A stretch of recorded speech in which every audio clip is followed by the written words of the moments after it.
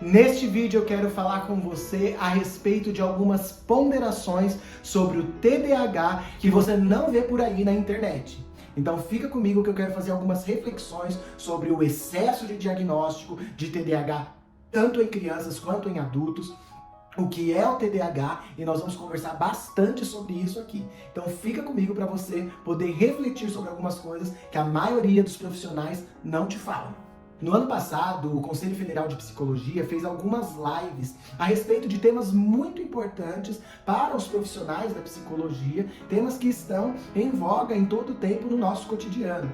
E eu fiquei particularmente muito feliz quando eu assisti a live deles a respeito do transtorno de déficit de atenção e hiperatividade, que é o TDAH. E fiquei muito contente por ouvi-los falar de algo que faz parte das minhas reflexões quase que diárias, tanto devido à minha experiência no consultório, quanto àquilo que eu vejo no meu cotidiano, na minha vida pessoal, com as pessoas que eu conheço, que é o excesso de diagnóstico.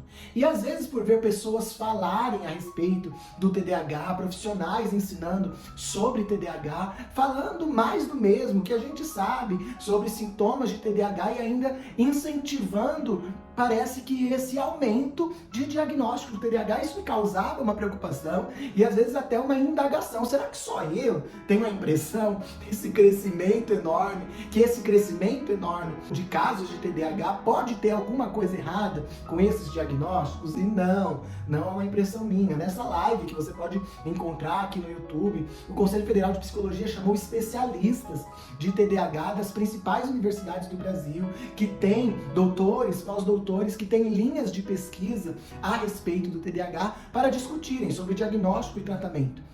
E boa parte da live não foi falando mais do mesmo que todo mundo ouve por aí. Quais são os sintomas? Se você tem isso, isso e isso, você tem TDAH. Gente, não dá mais para ficar vendo vídeo assim. A gente precisa ir além. Que é a discussão que eles trouxeram e me trouxe muita alegria saber que isso tem sido discutido nas principais universidades do país, nas principais frentes de pesquisa da área da psicologia, que é a questão do excesso de diagnóstico. Hoje, as pessoas às vezes brincam, e tem gente que não gosta dessa fala. Todo mundo tem TDAH.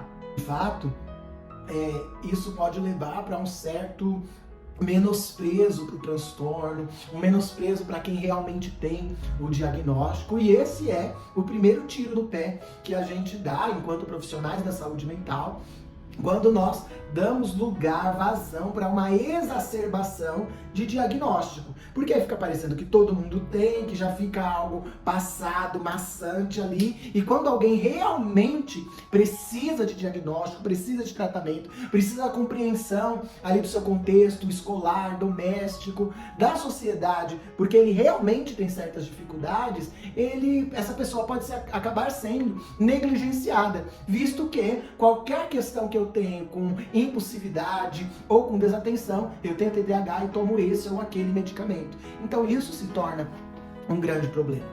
De fato, eu trago aqui para você três reflexões por que o número de pessoas com TDAH aumentou tanto. É importante ressaltar que não é só o diagnóstico de TDAH que cresceu muito, mas todos os tipos de diagnósticos de transtornos psiquiátricos cresceu exageradamente. A própria Organização Mundial da Saúde afirma que nos próximos anos, a cada 2 pessoas, uma terá pelo menos um diagnóstico psiquiátrico. Eu digo pelo menos um, porque normalmente quem tem um acaba tendo outros devido às comorbidades. Então isso é algo muito sério. Mas por que esse crescimento? Mas vamos falar aqui especificamente porque é o crescimento de TDAH. E uma pergunta que é muito comum me fazerem: Bruno, o aumento de TDAH é porque aumentou o número de pessoas que realmente tem, ou porque hoje é mais fácil diagnosticar? Perguntam isso a respeito do TDAH, do autismo e de outros transtornos, outras patologias psiquiátricas. Veja, os dois são verdades, mas existe uma terceira verdade também, que é o exagero no diagnóstico de qualquer pessoa com esse ou aquele sintoma. Essa pessoa tem TDAH, e essa é a minha discussão aqui. Então, primeiro, gente, a gente precisa considerar que muitas coisas mudaram, de fato. A vida do ser humano já não é mais a mesma. Se nós pensarmos que, assim, em qualquer época da história da humanidade no planeta Terra, se um indivíduo de uma geração se fosse possível, imagine comigo, fosse retirado aqui da sua época e colocado naquele momento da vida dele, com tudo que ele conhece, que ele sabe, que ele está acostumado, colocado para ele viver na mesma região, só que 100 anos antes, 120 anos antes. Essa pessoa sobreviveria? Sim, teria algumas dificuldades, mas se adaptaria, porque a vida não mudou muito. Agora, se nós fosse possível pegar alguém, né, numa máquina do tempo, que saísse hoje, aqui, na nossa geração, e fosse colocada para viver na mesma cidade onde ela habita hoje, porém, em 1890, 130 anos atrás, mais ou menos, 1900, 120 e pouquinhos anos atrás, essa pessoa talvez não conseguiria nem sobreviver, devido às grandes dificuldades que ela teria de fazer qualquer coisa, porque a vida no último século mudou muito. A nossa alimentação mudou, a nossa rotina mudou, tudo mudou. E nós temos que pensar biologicamente. O ser humano foi feito para quê? O seu corpo foi feito para quê? Para se adaptar a quê? Para viver de que modo? E se nós pensarmos que em milhares de anos de história de ser humano no planeta Terra, poucas coisas mudaram no estilo de vida. De repente, nos últimos 100 anos, houve uma explosão de mudança. E se pensar em história de humanidade, 100 anos não é nada. Então veja, vamos pensar aqui, quantas coisas, por exemplo, eu faço em um dia. Esses dias eu fui parar para pensar nisso. No final do meu dia, eu já tinha ido a 2 mercados diferentes no mesmo dia, tinha pedido comida, havia atendido meus pacientes, havia gravado aula, escrito algo de um trabalho que eu estou trabalhando, havia ido a uma instituição e voltado para resolver um problema, voltei para casa, conversei com algumas pessoas no meu smartphone, resolvi algumas questões, fiz tantas coisas em um único dia. Agora veja, aí eu pensei, se isso fosse há 120 anos atrás, quantas dessas coisas eu teria feito? E aí eu parei para pensar em quanto tempo eu demoraria para ter feito as mesmas coisas. Levaria um tempo muito maior, talvez 10 dias eu demoraria para fazer o que hoje eu faço em 1, 2. Para comer uma comida do restaurante tal, hoje em menos de 1 hora eu peço e ela chega aqui. Há 120 anos atrás eu teria que sair da minha casa e ir lá buscar, trazer aqui. Já levaria aí metade de um dia para fazer algo que hoje eu faço em 1 hora. Nesse sentido que eu digo que a nossa vida está muito mais rápida, tudo é muito mais rápido. Um outro exemplo, a questão da leitura. Certo dia um amigo erudito me disse algo que eu achei bastante pertinente. Ele disse, olha, hoje não é que as pessoas leem menos do que liam antes. As pessoas talvez leiam aí em média um livro por semana, só que ao invés de ser em livro, é em mensagens no smartphone, na rede social, legendas. Se você juntar tudo que você leu bastante. Só que esse bastante que você lê aos picados, informações diferentes de assuntos completamente diferentes. Se eu quisesse discutir ou compreender melhor um conceito da psiquiatria, há alguns anos atrás, eu deveria ir a outra cidade, a uma capital, onde houvesse uma biblioteca, ir até essa biblioteca, pesquisar, talvez demoraria até chegar lá, metade de um dia, e mais a outra metade do dia, procurando o livro certo para chegar e então começar a minha pesquisa para ter a compreensão de um conceito da psiquiatria. Hoje, no máximo 1 segundo, o Google me apresenta a definição desse conceito. Então é tudo mais rápido. Quantos conceitos eu posso ter acesso, entrar em contato em um único dia? Coisa que antes acontecia de forma muito diferente. Bruno, onde você quer chegar com isso? Pensa agora em todos esses exemplos que eu te trouxe em termos de atividade cerebral. O cérebro hoje precisa trabalhar de uma forma muito mais rápida do que há décadas atrás. Eu estou falando aqui 120 anos atrás, porque eu estou pensando em uma época que o meio de transporte era diferente, o meio de comunicação era diferente, o acesso a essa comunicação era diferente, era tudo muito diferente. 120 anos atrás, nós vamos pensar há 40, 50 anos atrás, meio século atrás, estamos falando aí dos anos 70. Nos anos 70, como as coisas eram, como são hoje, o acesso, a atividade cerebral já mudou muito, é muito mais rápido, é tudo mais dinâmico. o próprio contato com as telas. Isso é algo muito interessante. A neurociência, eu acredito que das ciências que trabalham aí com a saúde mental, a neurociência hoje nos comprova muitas coisas, ainda que não tenha conseguido ter acesso a muitas outras. Mas para mim é a que melhor fala a respeito do efeito das telas na nossa vida, porque ela olha para o efeito das telas no cérebro. E algo que a neurociência apresenta para nós é a velocidade em que o nosso cérebro processa as informações. Se eu estivesse aí, ao seu lado, fisicamente, tendo essa conversa com você, o processamento dessa informação seria de uma forma.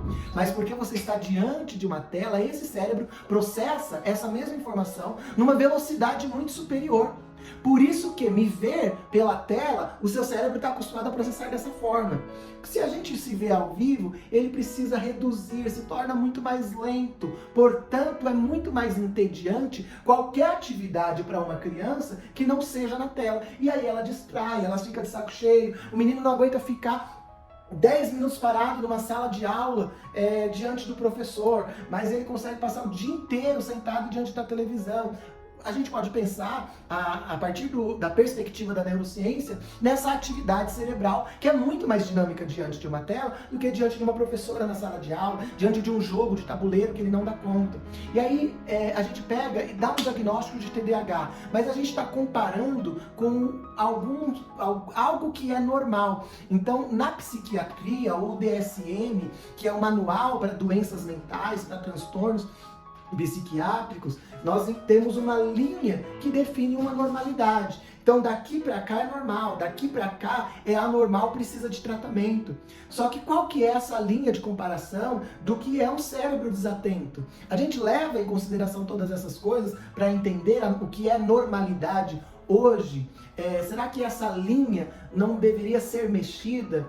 E a cada versão do DSM, hoje nós estamos no DSM-5, quando eu estava na faculdade, nós estávamos saindo do DSM-3 e vai mudando essa linha. Inclusive no diagnóstico do transtorno de déficit de atenção, existe algo que mudou do DSM-4 para o 5. No próximo vídeo eu vou falar disso com você.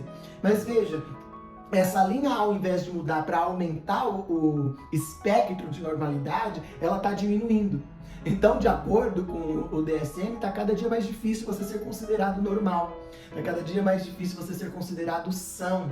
Então, ser alguém atento, segundo o DSM, está cada vez mais difícil. Então, é muito mais fácil você se enquadrar em alguma patologia. Mas nós precisamos considerar que as coisas mudaram. Então, nós precisamos prestar atenção nisso. Um segundo motivo da exacerbação de diagnósticos é que os diagnósticos muitas vezes ocorrem de maneira acelerada. Então, o diagnóstico de TDAH ele pode ser feito pela sintomatologia. Lá nós temos aqui, a descrição clínica e diretrizes diagnósticas no CID. Então, apresenta-se lá diversos sintomas, 18 sintomas do TDAH, e se tiver a partir de 7, é considerado TDAH. Então, o médico, ele pode fazer uma avaliação a partir disso, e ir lá ticando, bom, o paciente está aqui me contando, ele tem isso, é TDAH. Pode, o diagnóstico pode ser feito dessa forma, de acordo com o DSM, com o CID. A psiquiatria funciona através da sintomatologia, não é igual um outro tipo de patologia de outra área da medicina que a gente precisa de exame, precisa comprovar através de imagem, de um exame laboratorial. Pode ser feito o diagnóstico a partir da sintomatologia. Todavia, quando se trata de um médico que conhece a família, acompanha esse paciente, conhece o histórico de vida desse paciente, numa consulta ali de 1 hora e meia, compreende o contexto, compara com os sintomas do manual e fecha ali um diagnóstico de TDAH. Mas você sabe que não é nem de longe a maioria dos casos que são diagnosticados dessa forma. De uma forma muito corrida, é muito difícil diferenciar o TDAH ou é alguém que é uma criança que está passando por um estresse muito grande.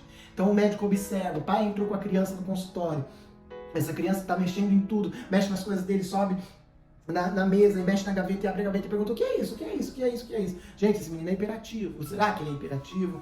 No quesito de que a gente precisa dar medicamentos para esse paciente, existem outras formas de se aprofundar, pesquisar e confirmar ou não esse diagnóstico. Então, os diagnósticos acelerados, sim, eles justificam a exacerbação, o exagero, o excesso de diagnóstico de TDAH. Uma outra questão é esse diagnóstico que pode ser feito de forma irresponsável, descuidada, né? Ao longo do processo, com esse paciente, esse diagnóstico pode ser questionado. Existe uma ideia antiga que nós temos na nossa cultura de que o médico ele é uma autoridade suprema e inquestionável. Mas o médico ele trabalha baseado na ciência. E aí também tem uma outra ideia muito complicada na nossa cultura de que a ciência é inquestionável. Então por que o médico é essa figura inquestionável? Porque o médico ele trabalha de acordo com a ciência e a ciência não falha, não erra. Mas esse é o pressuposto básico para ser um cientista. Estar aberto a rever o que disse, desdizer o que foi dito, questionar o que foi dito, perguntas. A dúvida é o que tem de mais básico para você fazer ciência. Porque você pergunta, busca respostas, encontra resposta, não se conforma com a resposta, coloca ela em xeque, pergunta de novo e se aprofunda. Agora, quando alguém chega com um laudo, meu filho tem TDAH, o médico disse, isso se tornou inquestionável. Ai de quem olhar e falar, mas será que é TDAH mesmo? Será que esse menino precisa tomar essa quantidade de remédio? A resposta da pessoa normalmente é, o médico disse. E existe um ponto final? A palavra do médico é a última palavra em que a ciência não funciona assim. E qualquer profissional da saúde mental, de qualquer área da ciência, que seja honesto, apaixonado, que leva o seu trabalho a sério, sabe bem disso. Que o que eu digo é a minha opinião, baseada na minha experiência. É o meu olhar sobre o que eu estou vendo agora. Não posso me ofender quando alguém sai do meu consultório e vai buscar uma segunda opinião de um outro profissional, ou da mesma área, ou de uma área correlata. Então, eu saí do psiquiatra, eu vou com outro psiquiatra, com um neurologista, vou ao psicólogo, ao neuropsicólogo, compreender o que está acontecendo comigo, com o meu filho. Não pode haver medo disso, porque se trata de questões muito subjetivas. Uma coisa, por exemplo, quando a gente fala de alguém que está investigando se tem uma diabetes. Faz lá aquele exame lá da glicemia, vê como altera, como não altera, e já está fechado, né, para a medicina, a convenção já decidiu que a partir do número X, o diagnóstico é esse. Se for abaixo disso, não é esse diagnóstico, é aquele, ou não tem um diagnóstico preciso. Vamos fazer exames, temos dados objetivos. Dentro da saúde mental, pouquíssimas coisas se aproximam da objetividade. É tudo muito subjetivo. O que é uma criança desatenta porque é curiosa? O que é uma criança esperta? O que é uma criança que tem hiperfoco? O que é uma criança que de fato está em sofrimento porque não consegue parar? Mas ela não consegue parar por quê? Porque realmente o cérebro dela tem um funcionamento desenfreado, ou é porque ela não tem limites, mas se você colocar limites ela consegue. São questões que que vai surgindo, que nós vamos levantando hipóteses e questionando. Então chegar num diagnóstico é algo muito sério, porque o que esse diagnóstico impactará a vida desse paciente e dessa família como um todo. É aqui que entra a função da avaliação psicológica. A avaliação psicológica ela pode ajudar no diagnóstico que o médico está tentando fazer desse adulto com TDAH ou dessa criança com hipótese de TDAH, ou um diagnóstico que já está fechado pode se aprofundar a partir da avaliação psicológica, porque o psicólogo ele lança a mão de instrumentos que são exclusivos do psicólogo. O psiquiatra, o neurologista, a fono, o terapeuta ocupacional, nenhum desses profissionais tem acesso aos instrumentos que o psicólogo tem. Da mesma forma que o psicólogo não acessa instrumentos que esses outros profissionais acessam.